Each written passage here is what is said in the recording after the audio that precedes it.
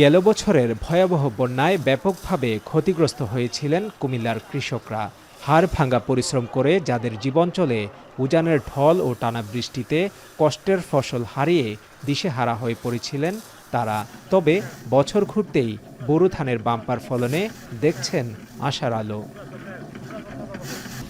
বন্যায় ক্ষতিগ্রস্ত বুড়িচংয়ের মাঠে চলছে ধান কাটার ধুম। এ মৌসুমে বোরো ধানের আবাদে সন্তুষ্টি প্রকাশ করেছেন চাষিরা। জানান, বাজারে ধানের ভালো দাম পাওয়া নিয়ে কিছুটা চিন্তা রয়েছে তাদের। পাশাপাশি আবহাওয়া নিয়েও আছে শঙ্কা। আমি 240 শতক করছি আর কি। আশা তো করি মনে করেন 100 মনের উপরে হবে আর কি ইনশাল্লাহ। কানি ক্ষেত্রে মিনিমাম 30 শতকে কানি, কম কইরা 20 মন 22 মন ধান হইতেছে। কামলার দামটা একটু বেশি আর কি, 1100 টাকা 1200 টাকা রোজ পরে, খাওয়াটা 1500 টাকা মতো যায় আর কি। দলে দলে কৃষাণী ধান কাটছেন, মারাই করছেন। আর সেই আনন্দে সামিল হয়েছেন দূরের জেলা থেকে আসা শ্রমিকরাও। বিঘা প্রতি 35-36 মন 40 মনও হয়েছে বিঘা প্রতি। এখানে কাজকর্ম করতেছি, এখান থেকে টাকা পয়সা পাঠাইতেছি, বাড়ির সংসার চলতেছে। একটা লেবারের দাম 800 টাকা, আর ধানের কেজি দিয়ে গেছে 1200-1300 টাকা, তাহলে হেয়ারে গিয়ে পুষিতেছে না।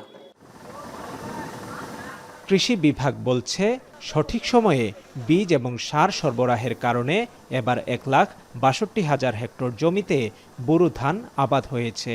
আবহাওয়ার পূর্বাভাস অনুযায়ী কাঙ্ক্ষিত সময়েই গোলায় ফসল উঠবে বলে জানান কৃষি কর্মকর্তারা। বোরোর এখন পর্যন্ত যে অবস্থা, এটা খুবই আশাব্যঞ্জক এবং আমরা মনে করি যে আগামী হয়তো 15-20 দিন যদি আবহাওয়াটা একটু ভালো থাকে, মানে বৃষ্টি বা ঝড় তুফান না হয়, তাহলে কৃষক মোটামুটি আমাদের 80% ফসল ঘরে চলে আসবে। আকাশে মেঘ জমলেই কালবৈশাখী ঝড় আর উজানের ঢলের আতঙ্ক কাজ করছে কুমিল্লার ফসলের মাঠের এই কৃষকদের মাঝে।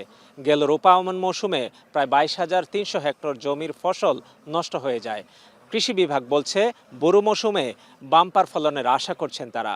আবহাওয়া ভালো থাকলে ফসল ঘরে তুলবেন এই বন্যা ক্ষতিগ্রস্ত কৃষকরা। খালেদ সাইফুল্লাহ, এখন, কুমিল্লা।